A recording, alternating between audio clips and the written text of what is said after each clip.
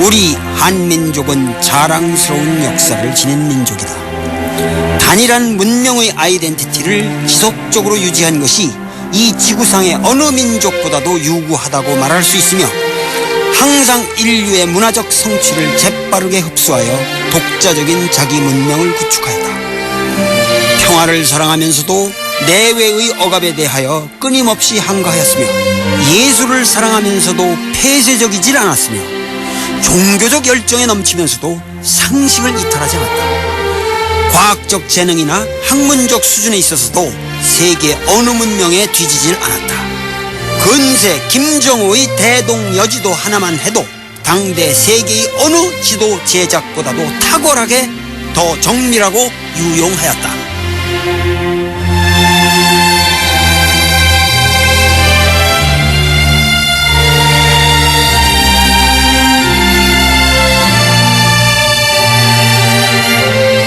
그런데 지금 한국민족은 열등감에 사로잡혀 있다.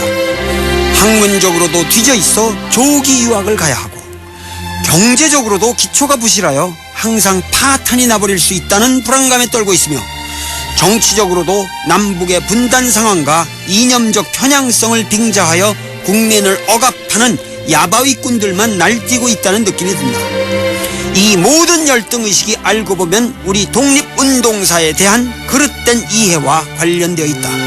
우리는 일본에게 먹혔고 식민 통치를 받는 동안 비굴하게 살아야만 했으며 나라 팔아먹은 친일파 분자들만 설친 역사, 그리고 매국노 자손들이 아직도 땅을 되찾고 있는 역사. 독립운동한 사람들이래야 역사의 뒤안길로 사라져버리고 말았다는 생각이 드는 것이다. 과거를 생각하면 뭔가 구질구질한 느낌만 먼저 드는 것이다. 나 도리본 독립운동사는 이러한 그릇된 견해의 광정이며 새 역사를 위한 도전이요 도약이다. 우리 민족은 나라를 잃은 적이 없다. 단지 강도에게 일시 빼앗겼을 뿐이다. 길거리 지나가다 날 강도를 당하는 것은 있을 수 있는 일이다. 문제는 이러한 사건에 어떻게 대처했는가, 그것일 뿐이다. 우리 민족의 99.9%가 모두 열렬하게 항거했고 찬란하게 투쟁했으며 눈부시게 희망을 품었다. 우리 민족의 독립운동사는 식민 통치의 역사가 아니며 친일파의 배신과 굴절과 비겁의 역사가 아니다. 그것은 우리 민족이 스스로 자각해 나아간 역사며 신의와 지조와 용맹을 떨친 민중의 역사였다. 우리나라의 20세기 독립운동은 크게 동북지역의 무장투쟁과 화북지역의 의용투쟁, 그리고 강남지역의 외교투쟁으로 3대분 될 수 있다. 강남지역의 외교투쟁이란 바로 대한민국 임시정부의 27년간의 기나긴 고투를 말하는 것이다.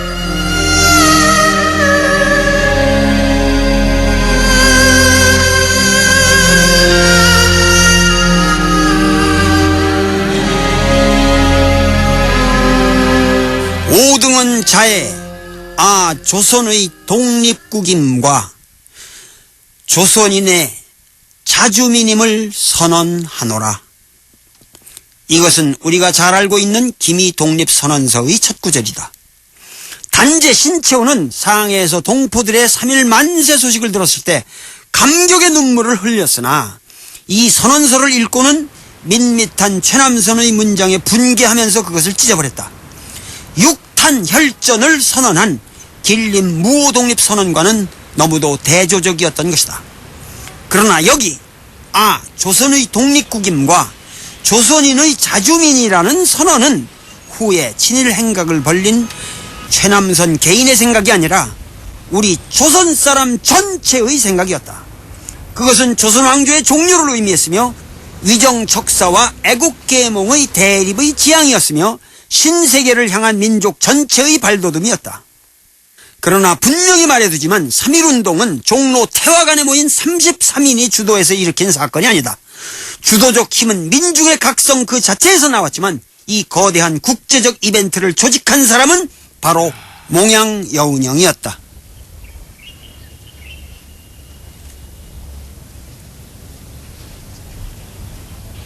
1914년 몽양 여운형이 여기 와서 영문과에 정식으로 입학합니다. 그리고 17년 7월에 아주 제대로 공부를 다 마치고 정식 졸업을 했어요. 그러니까 여운형은 김구 선생 같은 분들하고는 뭐 나이 차이도 많이 질 뿐만 아니라 세대도 다르고 그 감각이 다른 사람들이죠. 그러니까 여운형 선생은 그 여기서 완전히 그 현대 교육을 받고 뭐 철학, 영문학 그리고 서양 역사 이런 거를 제대로 공부한 이제 20세기 지식인이고 그래서 이 사람은 폭이 넓어요. 그리고 스케일이 크고 민족주의적 소신이 확실한 사람이죠. 그리고 우리가 여운형을 생각할 적에는 여운형이 조직한 신한청년당이 바로 그 세계사적 사건이라고 말할 수 있는 그 3.1운동의 모태가 되었다는 사실이죠. 신한청년당이라고 하는 것은 1918년 8월 21일 날 상해에서 결성되어 가지고 22년 12월 중순경에 자진 해산된 단체입니다. 그러니까 4년 4개월 정도 유지됐는데 그 멤버도 여운형, 장덕수, 김철, 선우혁, 한진교, 조동우 이 6사람밖에 안 됐어요. 그런데 이 6사람이 결성한 신한청년당이야말로 바로 3.1운동을 일으키게 된 그 진원이 된 것입니다. 1918년 11월에 세계 제1차 대전이 끝나고 나서 미국 대통령 우드로 윌슨이 그 민족 자결주의라고 하는 것을 발표해서 그 당시 많은 약소 국가들한테 희망을 주거든요. 근데 그것도 사실은 1차 대전의 패전 국가에 소속된 식민지를 향해서 한 얘기예요. 일본과 같은 승전국에 대해서는 사실 해당되는 얘기가 아니었기 때문에 애초에 사실 우리 민족은 해당이 안 됐던 겁니다. 근데 우리는 하여튼 그런 얘기는 그때 들떴고 아직 그 식민지 초기였으니까 모든 희망을 걸러보게 되는 거죠. 그런데 윌슨의 특사가 크레인이라는 사람이 이 상해로 와가지고 그 민족 자결주의에 대한 그 강의를 합니다. 그래서 그 칼튼이라는 카페에서 그 사람들을 만나가지고 이제 연설을 하고 그걸 어떻게 이제 뚫어가지고 여운형이 그 사람을 개인으로 면담을 해요. 그래가지고 호소를 하니까 좀 어렵다. 그건 좀 그 파리 평화회의에 우리가 대표를 보내겠다. 이러니까 그건 어려울 것이다. 그러나 너희들이 유일한 방법은 자체로 뭔가 강력한 이 식민 통치에 항거를 한다고 하는 것을 보여주면은 그거를 빌미로 해서 미국도 뭔가 압력을 넣을 수가 있고 세계 여론에 우리가 호소할 길이 생기지 않겠냐. 그렇게 해가지고 거기서 이제 그 힌트를 얻게 됩니다. 그래가지고 그 여운형이 돌아와서 마침 자기들이 신한청년당이라는 걸 조직했었기 때문에 그 조직을 활용해가지고 우선 그 영어에 능통했던 김규식을 파리 평화회의로 파견을 합니다. 그러고 장덕수를 국내에 파견해서 그 자금을 모집해오게 하고 그리고 또 이광수를 일본으로 파견해가지고 소위 말해서 그것이 일본의 그 유학생들의 선언인 28 독립선언의 그 촉발의 계기가 된 겁니다. 그리고 자신은 길림으로 가요. 그래서 그 길림에 가서 활동한 것이 나중에 무호 독립선언의 촉매 역할을 했고 간도의 간민회의 김해학연 정재면 이런 사람들하고 만나서 이 상황을 설명하게 됐기 때문에 그것이 나중에 대한국민회로 발전하게 되는 모태가 됐고 블라디보스토크에 가서는 당시 거기에 체류하고 있던 박은식 선생, 이동영, 조완구 이런 사람들을 만나서 여러 가지 상의를 하고 그래서 그러한 활동이 결국 연해주의 대한국민의회를 탄생시키는 계기도 되고 해서 그 여운형은 이렇게 폭이 커요. 국제적으로 이렇게 활동이 크고 나중에 그 선우혁이라는 사람이 들어가서 남강 이승훈 선생을 만나서 또 천도교 측들과 이렇게 해가지고 이러한 지금 파리 평화에 우리가 사람을 보내고 이렇게 전체적인 전 세계적인 움직임이 있다. 이렇게 해서 소위 말해서 빠구다 공원에 그 집결해서 이런 시위가 일어나도록 만드는 모든 전체적인 플랜을 여운형을 핵심으로 하는 신한청년당이 움직여서 한 거죠. 그러니까는 3.1운동이라고 하는 것이 일제 탄압에 단순히 못 견디다가 무슨 윌슨의 한마디에 고무돼가지고 사람들이 거리로 나와서 만세를 부른 사건이다, 이렇게 생각을 하면 안 되고, 결국은 이 3.1운동이라고 하는 세계사적 사건의 배후에는 여운형이라고 하는 거시적인 안목을 가진 지식인에 의해서, 그리고 신한청년당이라고 하는 조직이 아주 국제적인 스케일을 가지고 조직적인 활동을 벌린 결과로 일어난 것이라는 것이죠.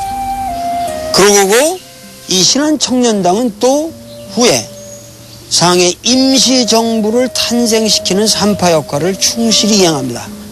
그리고 상해 임시정부가 성립하자 결국 그것과 그 활동 내용이 겹치게 되므로 자진해산하게 되는 거죠.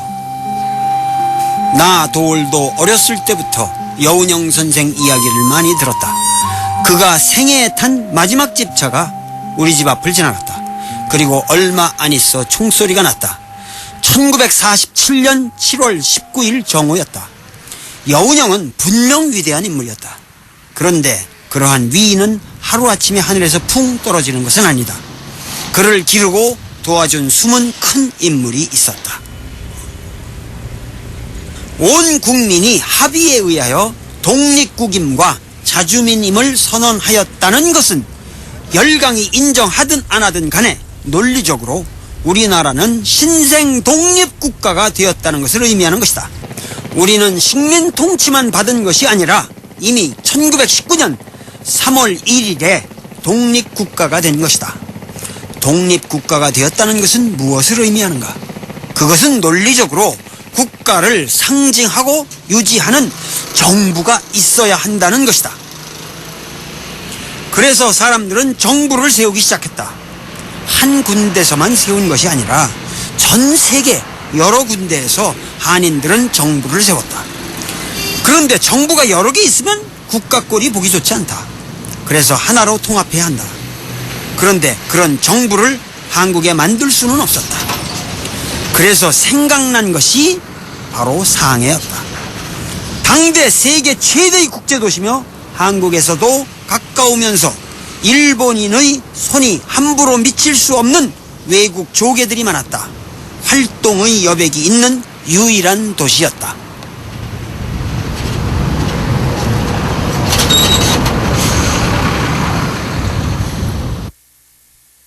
그러나 동북지역에는 19세기 중엽부터 이미 한인들이 대거 이주하여 독립운동의 하부구조를 형성하는 한인 마을들이 있었지만 상해와 같은 별천지 대도시에는 한국 사람들이 발붙일 곳이 전혀 없었다. 독립운동의 하부구조가 전무했던 것이다.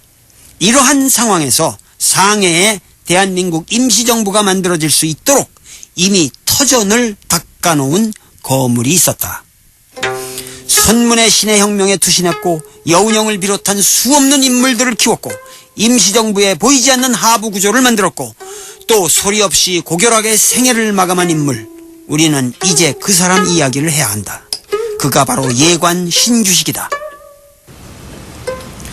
여기는 상해 프랑스 조개다. 조개란 외국이 조차한 치외법권 지역을 말한다. 그런데 당시 영국은 일본과 동맹관계에 있었다.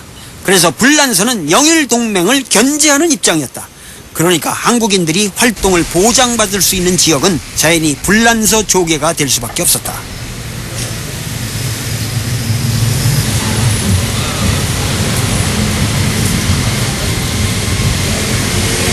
여기가 상해 그 남창로 47호인데 여기 그 법국 학당이라고 했거든요. 법동학교라고. 그러니까는 이게 불란서 사람들이 댕기는 학교예요. 1926년에 지어졌는데 결국 이 지역이 불란서 조개였다는 걸 알 수 있거든요.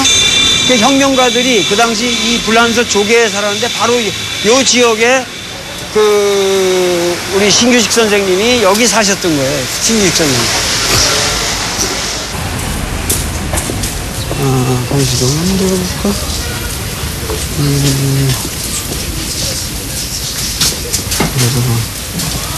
JBS 전문. 전도쇼. 전도쇼.这个陈独秀，他住过在这边。对。这个新青年杂志。新青年就也是在这里。你中文讲得不错。没有。여기 있구나. 바로 여기가 지금 그 진독수가 여기에 살았다 이렇게 하고 여기가 그 신청년이라는 그 유명한 소위 말해서 중국의 그 오사운동을 리드한 그 유명한 잡지죠. 저도 이 전집을 가지고 있는데 이 신청년 편집부가 여기 있었다 이거예요. 진독수는 일찍이 북경대학 문과대학 학장까지 지냈고 당 중앙위원회 총서기까지 지낸 중국 공산주의의 아버지다. 그가 만든 잡지 신청년은 당대 100만 부나 팔려나갔으며 중국의 모든 낡은 사고와 관습을 예리하게 비판하였고 최초로 공산주의 이론을 소개하였다. 나의 세대까지만 해도 중국에 조금이라도 관심을 가진 사람이라면 진독수와 신청년을 모르는 사람은 없었다. 바로 신규식은 진독수와 앞뒷집으로 살았고 그와 동갑으로 둘도 없는 친구였다. 그리고 중국 신문화 운동의 핵심에 앉아 세계를 바라보았던 것이다. 신규식이 산 집은 동맹회를 이끈 혁명가 진기미의 집으로 간판이 붙어 있었다. 진기미와 신규식은 한 집에 살았던 것이다. 둘은 같이 신해혁명에 참가했고 같이 신화동제사를 조직하였다. 신화동제사는 중국 혁명운동의 중심 인물로 구성되었는데 한국 독립을 적극 지원하기 위하여 신규식이 결성한 단체였다. 그 회원에 송교인, 호한민, 진기미, 대계도, 진과부, 호림, 오철성과 같은 거물들이 포함되어 있었다. 진기미는 상해 기의를 영도했는데 원세계 타도 운동을 전개하자 원세계가 자객을 보내 암살시켰다. 그가 죽었을 때 권력 눈치를 보며 아무도 그에게 조문을 하지 않았는데 신규식 선생이 홀로 제일 먼저 달려가서 그 시체를 부둥켜 안고 통곡을 했다. 신규식은 의리와 사려가 깊은 사람이었다. 그러니까 이 양반이 여기 사시면서 이 건너편에 진독수가 살았거든. 그래가지고 이 양반이 아침에 일어나면 이 창문 열고 그 맨날 이랬지. 그러면서 맨날 서로 그렇게 서로 아침이면 따자고 그 인사하고 그냥 얘기하면서 이렇게 사셨다는 거야. 이게 참 재밌는 곳이죠. 이거. 뭐 아무도 후정동 짜제면. 그러니까 이 양반이 한국에 여기에 바로 한국의 부총동에 살았다 그러는데 그만큼 이 양반이 상해 임시정부에 중요한 포스트를 가지고 계시기 때문에 이 사람들이 다 그렇게 지금 기억을 하고 있는 거야. 이 양반은 일찍이 여기 이렇게 오셔가지고 여기 이곳에 남창로 이바이농 여기서 사시면서 그 많은 중국의 초기 혁명가들과 그 폭넓은 교류를 하시면서 그 신해혁명을 성공시켰고 그리고 그 뒤로 우리 민족의 독립운동이 정착될 수 있는 완벽한 기반을 이곳에서 닦으신 겁니다. 그리고 이 양반이 벌써 1912년에는 이곳에서 박달학원이라는 걸 세우셔가지고 한국콘이라는 그 부부의 명작을 쓰시고 박은식 선생도 거기서 역사를 가리키면서 우리 민족이 어떻게 침탈되었냐는 한국 통사를 씁니다. 거기 통이라는 건 통할 통째가 아니라 그 뼈아픈 우리의 역사다. 아픈 역사다 그 말이에요. 그래가지고 한국 통사를 쓰셨고 거기에서 뭐 조소왕이니 여운형이 이런 사람 다 가르쳤습니다. 그렇게 하고 사람들이 오면은 예를 들면 윤보선 씨 같은 분이 와서 이 양반한테 이 컨설팅을 하면은 그래서 무관학교를 가겠다니까 야 너는 거기 안 맞는다. 너는 그래서 영국으로 유학이나 가서 에딘버러 대학으로 가신 거고 예를 들면 이범석 같은 사람 오면은 너는 참 무인기질이니까 무관학교로 가라. 그거 소개시켜가지고 글로 다 보내주고 이렇게 해서 인재들을 키우고 엄청난 사람들이 박달학원에서 배출됐습니다.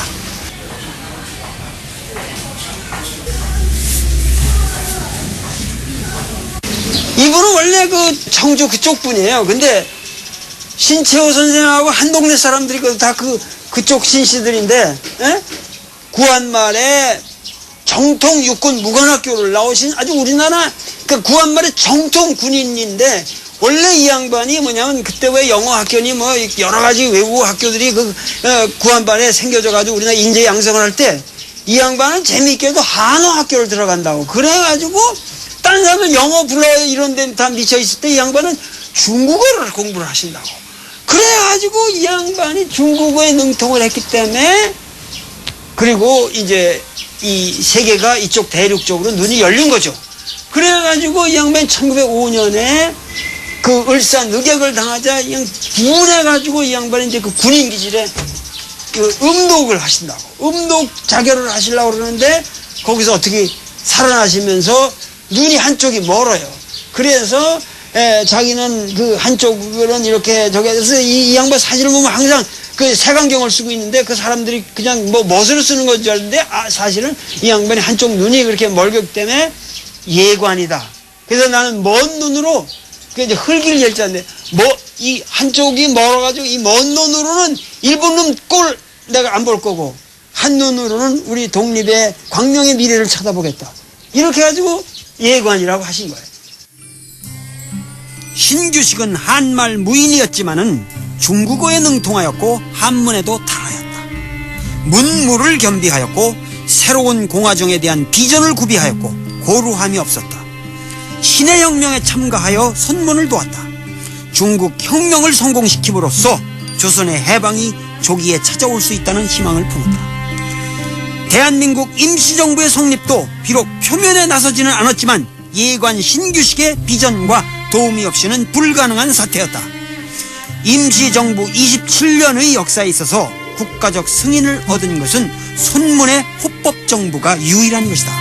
그것도 신규식이 직접 광동에 가서 손문 대총통을 만나 국가 대 국가 간의 외교 관계를 승인받은 것이다. 그 약정에는 정부 승인과 한국 학생들의 교육, 그리고 차관, 한국 독립군 양성 지원 등의 내용이 포함되어 있었다. 결국 훗날 장개석 정부가 임시정부를 지원하게 되는 것도 이 호법정부의 승인 내용을 항상 염두에 둔 것이다. 신규식은 대한민국 임시정부의 아버지였다.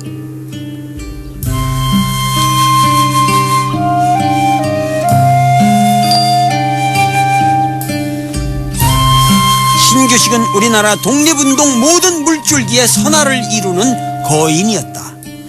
그리고 그는 좌우 합작의 비전을 가지고 있었다.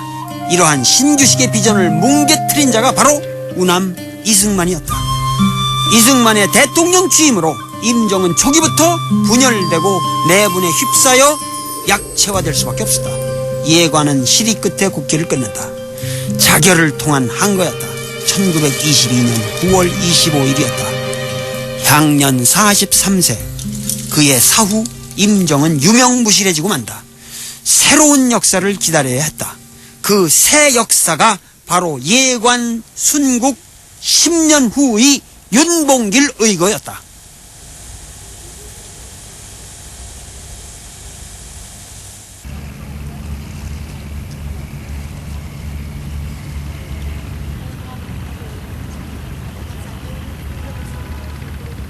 윤봉길 의사의 의거라고 하는 것은 당대에 그 엄청난 충격을 주었거든요. 그래서 장개석이가 말하기를 우리 중국인 일개 군단이 이룰 수도 없는 일을 조선인 한 명이 해냈다.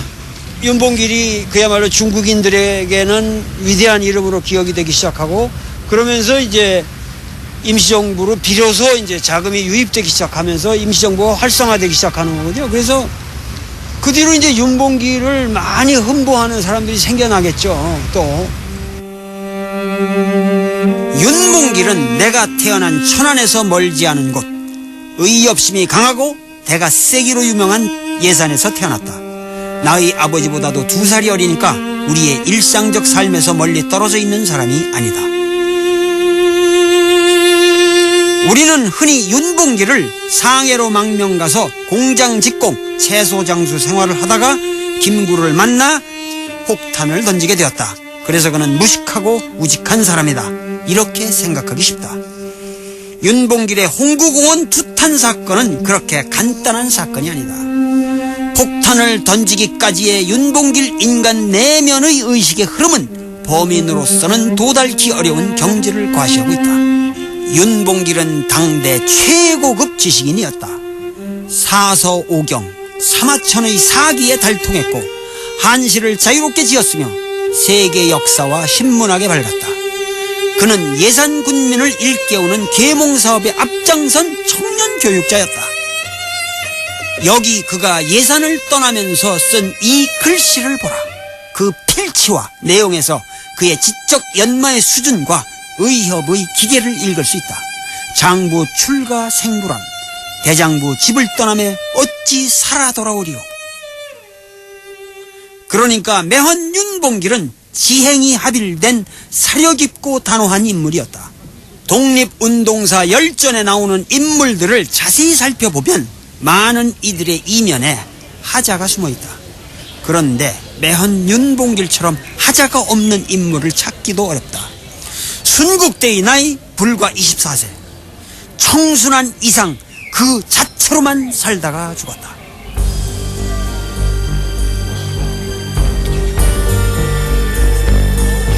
당시 임정은 정말 별 볼 일 없었다. 김구가 국무위원으로 추대되어 근근히 이끌어가고 있었다. 김구 자신의 표현대로 거지 소굴에 지나지 않았다. 하는 일은 없고 방 월세는 빌리고 때로 줄인 배를 채우기 위해 쓰레기통을 뒤질 정도였다.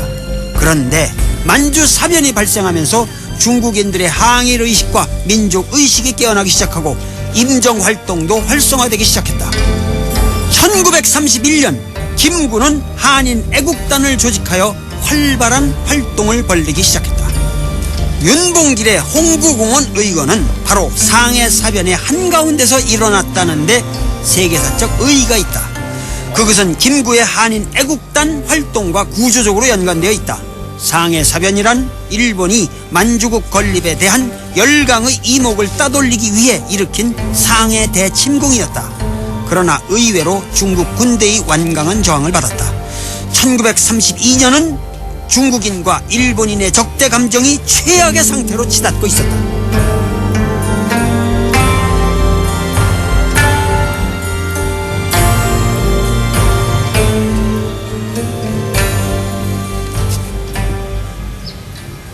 여기가 바로 홍구공원이다.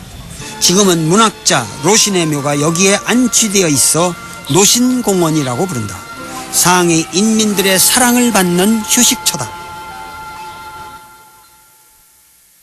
여기가 지금 윤봉길 의거 현장이라고 되어 있는데 지금 이 지형이 전부 그 변화가 돼가지고 정확하게 그 당시의 그 모습을 알 수는 없습니다. 그러나 당시 여기에 일본 사람들이 쫙 이렇게 들어와 앉아 있는 그런 거대한 식장에 이제 윤봉길 의사가 들어오게 되는 거죠. 그 당시 여기에 들어오려면은 그 입장권이 필요로 했는데 그 윤봉길 의사는 일본인 부호처럼 옷을 제대로 사입고 아주 당당한 모습으로 가장을 하고 일장기를 하나 이렇게 펄럭이고 거기다 도시락과 물병 하나를 들고 이 십장을 통과하는데 입장권 없이 통과하는데 성공합니다.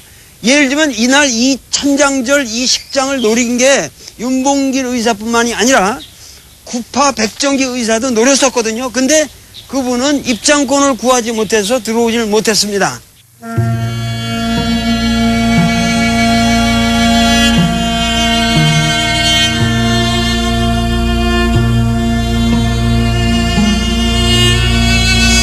여기가 옛날에 그 일본 조계였는데 이 지역에 백정기 의사의 그 거사 장소였던 육삼정이 있었거든요. 그런데 역사라는 게 꼭 그 성공한 사람의 역사만 역사는 아니란 말이에요. 실패한 사람의 역사도 우리가 똑같이 기억을 해야 됩니다. 윤봉길 의사의 홍구공원 폭탄 투척은 정말 멋진 성공이었지만 백정기 의사의 거사 또한 우리가 동일한 의미를 가지는 아주 중요한 거사로서 우리가 꼭 기억을 해야 되겠다. 왜냐하면은 그 폭탄을 투척하는 그 순간까지의 모든 과정이라는 것은 성공한 사람이나 실패한 사람이나 똑같은 어려움과 똑같은 긴장감과 똑같은 조국에 대한 열애를 가지고 한 것이기 때문입니다.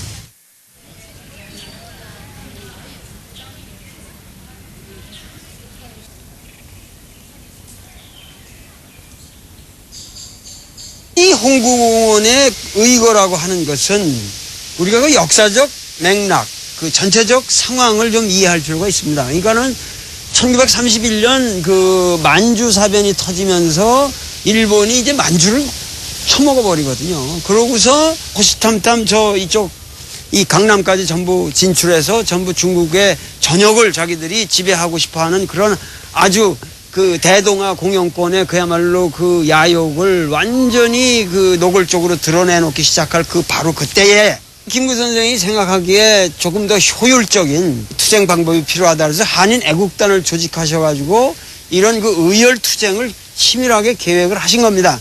그래가지고 32년 그 초에 이봉창이라는 사람을 시켜가지고 그 동경 한복판에서 그 일왕 히로히토 천황이 그 지나가는 거기에 그 사쿠라다문 앞에서 그냥 폭탄을 던지잖아요. 근데 그게 불발이 되고 그래가지고 결국은 그 계획이 좀 불충분해서 실패로 돌아갔죠.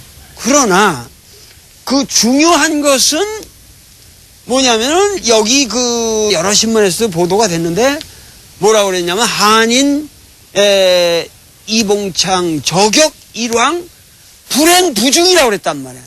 그게 글쎄 아깝게도 글쎄 불행하게도 들어맞질 않았다. 이러고 대서독비라고 사방에 이 불행부중이라는 말이 나돌게 된 거예요. 그 중국 사람들에게 야 그게 그 천황 히로히토를 쏴 죽였더라면 얼마나 좋겠냐. 이게 사람 죽는 게 좋다는 게 아니라 그만큼 얼마나 일본 사람들이 악독한 짓을 하고 살았으면 세상에 그 일본의 천황이 죽는 걸 이렇게 고대하고 있었겠습니까? 그런 상황에서 일본 사람들은 이 불행부중이란 말에 이제 열이 받은 거죠. 그래서 이 죽놈들 싹쓸이해야 된다.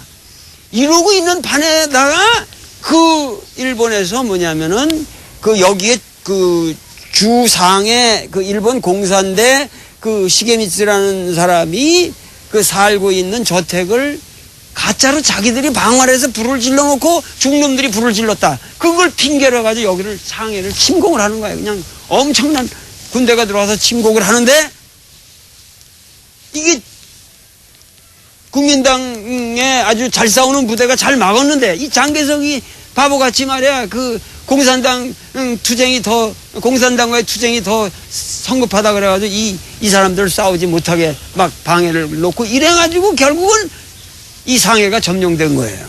그러고서 그 상해를 점령한 전승 기념일을 히로히토의 천장절 생일날에 맞춰서 이 홍구공원에서 자기들의 위대한 대제국의 위용을 과시하는 그 멋있는 전례를 행한 그 자리에 윤봉길의 폭탄이 빡! 기미가요가 울려 퍼지고 거기서 천황만세를 텐노 반사회를 이렇게 부르는 그 판에 그냥 물통에서 이걸 수류탄 이 핀을 뽑아가지고 던져버리니까 그때 뭐 아수라장이 되고 그때 뭐 한 10여 명이 뭐 중상을 입고 완전히 이거 뭐 난리가 된 거죠. 그때 그 당시 중국 사람들이 얼마나 속이 후련했는지 그건 상상하기 어려운 거예요. 그러면서 장개석이는 우리가 일개 군단도 못 해내는 위협을 한 개 한인 1인 청년이 25세예요. 그 당시 25세 청년이 이걸 달성하더니 야 장하다 장쾌하다. 여기 중요한 것은 뭐냐면 윤봉길의 그 폭탄이 투척 사건이 중요한 것이 아니라 그걸로 인해서 어떻게 구조적으로 역사가 바뀌어갔냐 이게 더 중요한 겁니다. 지금 무슨 얘기냐면은 상해 임시정부의 활동이 이걸로 인해서 알려지게 되고 그건 전 세계로 알려지게 되고 그럼에 따라서 상해 임시정부로 뭐냐면은 돈이 들어오는 겁니다. 자금이 유입되면서 소위 말해서 그 우리 독립운동이 40년대까지 활성화될 수 있는 기반을 윤봉길 의사가 마련했다고 하는 것이 그게 위대한 겁니다. 그래서 윤봉길 의사는 가네자와 형무소에서 이렇게 묶이고 여기를 명중을 시켜가지고 거기서 돌아가는데도 자세 하나 굽히지 않고 거기서 그렇게 총살을 당하셨지만은 그분의 생명 하나로 인해서 얼마나 그 많은 생명이 구원을 얻을 수 있으며 또 동시에 우리 독립운동의 모든 열사들에게 그 희망과 용기를 불어넣어주고 45년 광복군의 활동력으로 이어지기까지 그 정신이 계속 이어지게 됐다는 것이죠.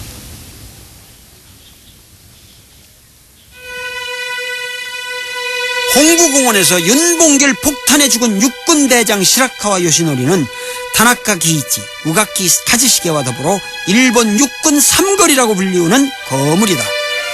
그는 상해 파견군 사령관이었다. 윤봉길의 폭탄은 일본의 대륙 침공을 초장부터 분쇄시킨 상징적 사건이었다. 그리고 윤봉길 폭탄에 주중공사 시게미츠 마모루는 복부 이하에 30개의 파편이 박히고 오른쪽 어깨 골절에다가 오른쪽 다리가 송두리째 날아가 버렸다.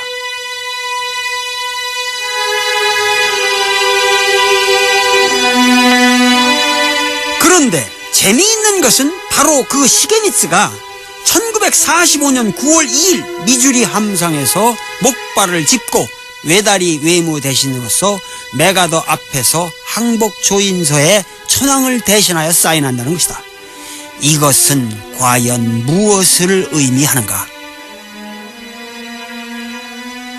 이 말은 무슨 얘기냐 하면은 벌써 1932년에 일본 제국주의는 절름발이가 되었다는 거예요.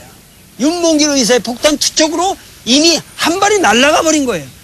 그러니까는 그렇게 윤봉길 의사에게 이미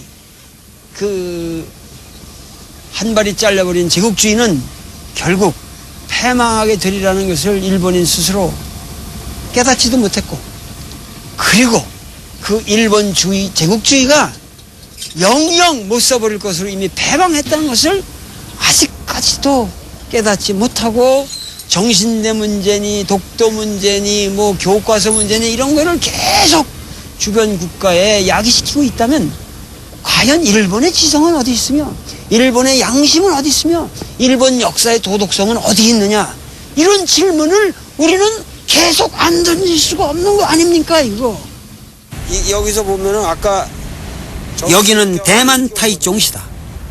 일제 식민지 시대 때 일본 사람들이 지어놓은 건물들이 많이 남아있다.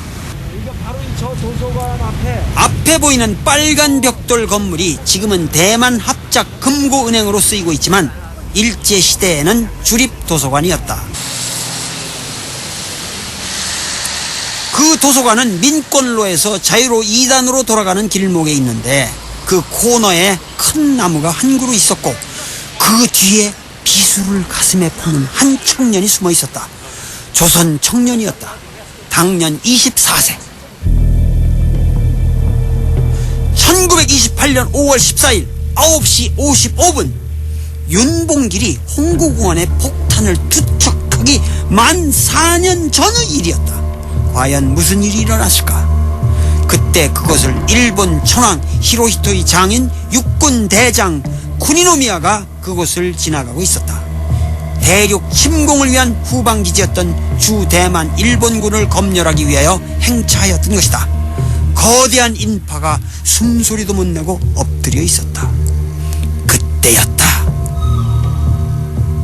어떻게 이렇게 기발한 장소를 선택했는가 하는 거를 생각해 보면은 이미 신문에 충분히 보도가 되었고, 이제 그날 실제로 와서 이렇게 보면은 환영 인파가 이미 나와 있기 때문에 여기에 사람들이 이렇게 카브가 돌면서 이렇게 쫙 사람들이 깔려 있다는 걸 아니까 그 루트는 이미 확실하게 결정돼 있었고, 이게 직선 루트가 아니라 여기서 이제 이렇게 도는 여기에, 그러니까 이게 차가 돌면서 속도가 느려진다는 걸 안 거죠. 그러니까 바로 요 시점이야말로 가장 그 습격하기에 좋은 시점이라고 이 사람이 선택을 했고, 그 전에 이 사람은 뭐 항상 밤을 새가면서 그 숲속에서 혼자 그 칼 가지고 연습도 했다 그러고, 그리고 거기다가 그 칼에다가 독을 발라가지고 조금이라도 상처를 입히게 되면 그 독으로 인해서 죽게, 그렇게 전부 사전에 짰다 그래요. 그 사람은 누구일까? 조명하. 바로 안중근과 같은 고향 사람이다. 신천군청에서 약관 22세에 판임관 후보로 등용되어 출세의 가도를 달릴 수도 있는 사람이었다. 그런데 60만세 사건을 경험하면서 의열의 피가 솟구쳤다. 부인이 친정에 가서 첫 아기를 출산했는데 부인과 아기를 보러 친정에 갔다가 차마 쌀인문을 들어가지도 못하고 그 길로 현해탄을 건넜다. 오사카에서 공장과 상점을 전전하면서 학문을 익히고 거사의 기회만을 엿보았다. 상해에 임시정부가 있다는 소식만 듣고 그곳으로 가려다가 중간 거초로 이곳 대중으로 왔다. 그는 대만인 친구 짱티엔티로부터 보금도를 구입해서 매일 반면 홀로 검수를 익혔다. 조명하의 날른 칼은 드디어 쇼와 텐노 히로히토의 장인의 목에 꽂히고 만다. 완벽한 단독 범행이었다. 1928년 10월 10일 오전 10시 12분 타이베이 형무소에서 교수형이 집행되었다. 조국의 독립을 보지 못하고 죽는 것이 한스러울 뿐이다. 대한독립 만세! 부친 조용우는 나중에야 그 소식을 듣고 슬퍼하는 기색 없이 말했다. 사나이 대장부가 마땅히 해야 할 일을 하고 죽었다. 조선 젊은이들은 이렇게 싸웠다. 윤봉길 의거의 주변에는 숨겨진 눈물겨운 이야기들이 많다. 한인 애국단의 핵심 멤버 중에 이화림이라는 여성 동지도 있었다. 이봉창이 일본 갈 때도 그 수류탄을 이화림이 사타구니에 숨겨가지고 갔다. 그리고 윤봉길 홍구공원 의거 때도 위장 결혼하여 부부로서 현장에 접근하려 했다. 이화림은 후에 조선 의용대에서 활약했기 때문에 우리에게 잘 알려지지 않은 것이다. 맹렬한 여성이었다. 윤봉길 의거 전날 김구는 임정 멤버와 관계자들에게 의거 사실을 알리고 미리 피신시켰다. 그런데 도산 안창호에게는 이 사실을 알리지 않았다. 그가 데리고 있는 흥사단 조직은 개방 조직이라서 기밀이 보장되지 않을 우려가 있었기 때문이었다. 그래서 윤봉길 의거 당일 아침 9시에나 전가를 보냈다. 그런데 불행하게도 도사는 거류민단 단장 이유필의 집에 가고 없었다. 이유필의 중학교 다니는 아들에게 이원을 친히 전달하기 위함이었다. 어린이날 행사 모금에 이원을 약속했었기 때문이었다. 어린이라도 약속은 꼭 지킨다는 도산의 인품을 엿볼 수 있다. 도산은 이유필 집에서 검거되었고 국내로 호송되어 4년형을 받았다. 그 뒤로 또 동우회 사건으로 감옥에 들어갔다. 간경화가 악화되어 서울대학병원에서 운명했다. 그가 죽기 전에 의식이 불명한 상태에서 남긴 마지막 말이 목이나 자네는 너무도 큰 죄를 지었구나 라는 것이었다. 여기 목인이라는 말은 명치천왕의 이름이다. 도산의 인품과 인격의 거대함을 알 수 있다. 우당 이회영은 윤봉길 의거가 있었던 그 해에 상해에 있었다. 김구와 윤 의사의 행동력과 실천력에 충격을 받았다. 우당은 동북의 아나키스트 조직을 재건하고 당시 여순에 있었던 관동군 사령부의 사령관인 무토 노부요시를 암살할 계획을 비밀리에 수립했다. 당시 66세의 노구로서 이런 계획에 착수한다는 것 자체가 죽음을 각오치 않고서는 불가능한 일이었다. 아나키스트 조직의 동지 이외에는 아무에게도 알리지 않았으나 평생을 동지로서 같이 살아온 둘째 형 서경에게는 작별을 고하지 않을 수 없었다. 서경은 서간도를 개척하는 모든 자금을 대었던 바로 그 형이다. 그러나 당신은 몹시 빈궁했다. 평생 입은 은혜 백골난망이로소이다. 다시 배우기가 어려울 것 같아서. 우는 그런데 이 얘기를 서경의 아들, 그러니까 친조카 이규서가 엿들었다. 이규서는 당시 매독에 걸려 고생하고 있었는데 일본 영사관 앞잡이 연충렬이라는 인물이 포섭하였던 것이다. 연충렬은 또 김구의 오른팔인 엄황섭의 처조카다.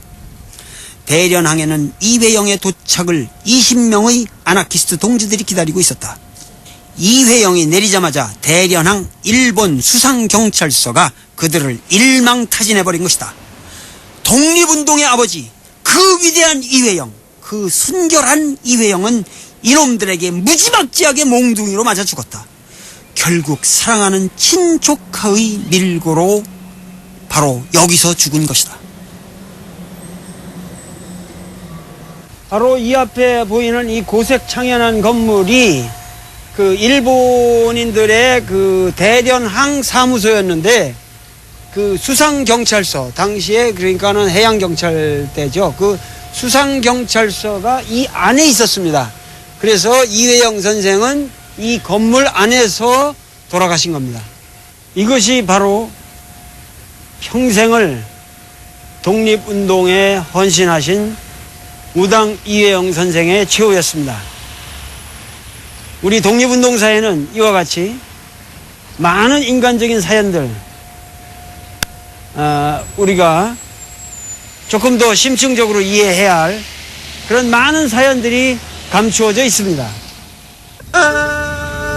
상해에 남은 아나키스트 동지들은 연충렬과 이회영의 조카 이규서를 유자명이 운영하고 있었던 입달학원으로 유인하였다. 김구 선생이 만나자고 한다고 전언하니까 이 두 사람은 또 김구의 거처를 알아낼 수 있다는 희망을 가지고 온 것이다. 물론 일본 영사관이 또 보낸 것이다. 이들은 바보같이 일찍 와서 학원 마당에서 공을 차고 있었다. 남화 한인 청년연맹 동지들은 이 둘을 뒷산으로 끌고 가 곤봉으로 처치해버렸다. 그리고 우당 이회영 선생의 재단을 만들어 놓고 고유하였다. 울음바다가 되어버렸다. 이것이 바로 나 도리 말하는 황토의 눈물이다. 뿐만 아니다. 백범일지에 의하면 안중근의 친아들 안준생은 외놈에게 포섭되어 본국에 돌아와 이토 히로부미의 아들 이토 히로쿠니에게 부친의 죄에 대한 용서를 빌었고 미나미 조선 총독을 아버지라 불렀다고 한다. 그리고 안중근의 친동생 안공근도 문헌상에는 김구의 주치의였던 의사 유진동의 집에서 행방불명된 것으로 나와 있으나 기실은 윤봉길 거사 후 유입된 자금을 가지고 홍콩으로 튀었고 후에 중경으로 유인 소환되어 불명예스러운 죽음을 당해야 했다는 임정 관계자 다수의 증언이 있다. 평생을 독립운동에 그토록 헌신한 그였지만 돈 앞에는 허약했던 것이다. 이 모든 것이 다 황포의 눈물이다.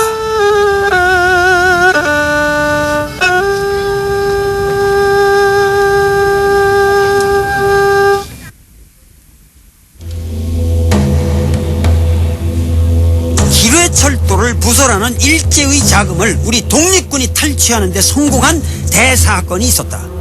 15만 원에 이르는 거금이었다. 당시 소총 한 자루에 30원 할 때였다.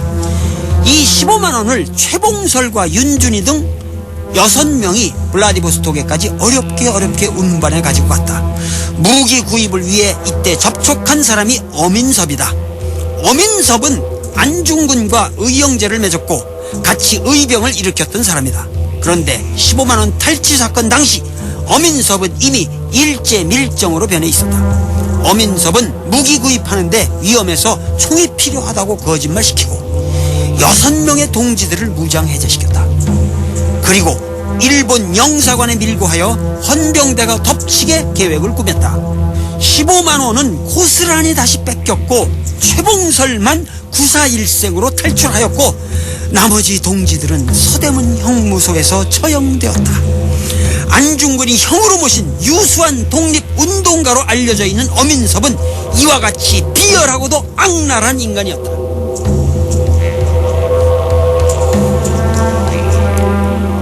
만약 우리가 15만 원을 선용할 수 있었더라면 조국의 독립을 우리가 당당하게 앞당길 수 있는 어떠한 방도가 생겨났을지도 모릅니다. 그런데 결정적인 순간에 어민섭이라는 한 어리석은 인간의 변절로 인해서 이렇게 위대한 기회가 좌절되고 말았다고 하는 것은 우리가 친일 분자들을 용서할 수 없다는 얘기를 할 적에도 뭔가 인생의 그런 불가피한 상황에서의 최소한의 타협이라든가 생존을 위한 몸부림 이런 것까지 우리가 얘기할 수는 없습니다. 그러나 이렇게 결정적인 순간에 대의를 위해서 공헌할 수 있는 순간, 그리고 자기가 조금만 정신 차리면은 얼마든지 어마어마한 위대한 선을 행할 수 있는 그 순간에 이렇게 터무니없는 변절을 하는 인간들, 이런 인간들은 가차없이 우리가 역사에서 처단해야 되고 가혹한 가치 판단을 내려야 됩니다. 어민섭은 정말 우리 역사에서 용서받을 수 없는 인물입니다. 김구는 이러한 역경 속에서도 끝까지 변절하지 않고 지조를 지켰다. 김구의 기나긴 삶의 역사는 동아로부터 시작해서 해방 후 분단시대에 이르기까지 우리 민족 현대사의 전부다. 그는 황해도 시골 동학 접주로서 해월 최시영 선생을 아련하였고 남북 분열을 막기 위해 이승만과 싸웠다.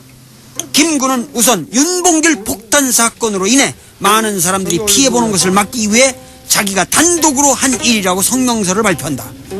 곧 그의 목에는 60만 따양이라는 현상금이 걸린다. 그는 절강성장을 지낸 저보송이라는 지사의 도움을 받아 가흥의 별장에 숨는다. 그리고 주애보라는 중국 여자의 정크배에서 부부 생활을 가장하면서 살았다. 김구 노경의 로맨스였을지도 모른다.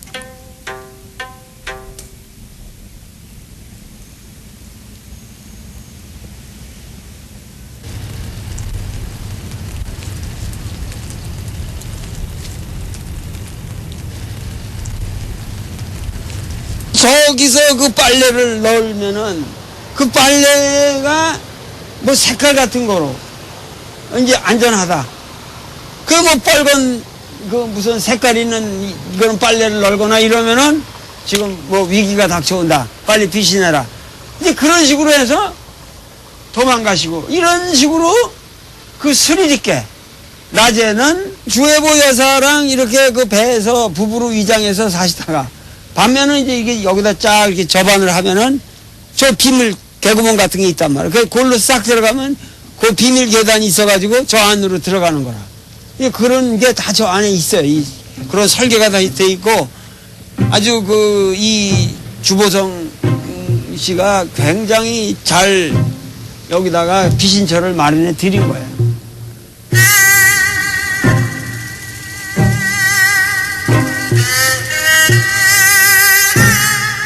상요天堂,下有 수항. 하늘에는 천당이 있고 땅에는 소주 항주가 있다. 바로 임정은 이 서호가 있는 아름다운 항주에서 35년까지 머물렀다. 평온한 시절이었다. 이곳에서 지사를 지낸 시인 소동파가 생각난다.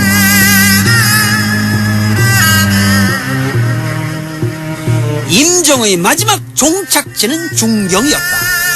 우리가 보통 임시정부를 상해 임시정부라고 말하는데 임정의 중요한 활동이 가장 많이 이루어진 곳은 오히려 중경 임시정부다.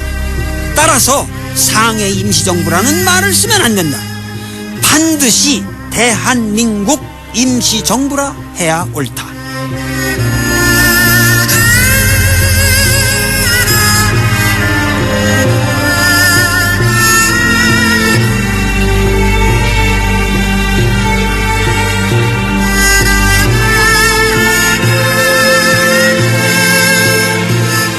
김구는 바로 이곳 중경의 오사야 항, 지금 다 찌그러져 가고 있는 이 침침한 방 속에서 백범일체를 썼다.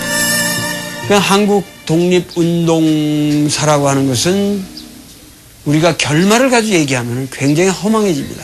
그렇지만 우리가 역사라는 것을 결과로만 보면 안 돼요. 결과론적으로 보면 그건 웃기는 거예요. 그 과정에서 어떠한 노력이 있었고 그들이 어떠한 의미를 부여하려고 했고 그 과정적 투쟁에서 보여준 우리 민족의 저력이라든가 도덕적 의지, 그 불굴의 투지, 이런 거를 우리가 발굴해내야 되는 거거든요. 그리고 저 같은 사람이 이렇게 댕기면서 이 뼈저린 역사를 발굴해내서 이거를 후세에 전함으로써 앞으로 오는 어린 사람들이 무엇인가 국난이 닥칠 때마다 이 이상의 용기를 가지고 국난을 극복할 수 있는 용기와 희망과 힘을 주자. 이것이 제가 이 대륙에서 그 엄청난 장정을 하면서 이렇게 저 자신 피땀을 흘려가면서 이렇게 알아낸 그 전부입니다. 강물이 흐르고 역사는 흐른다.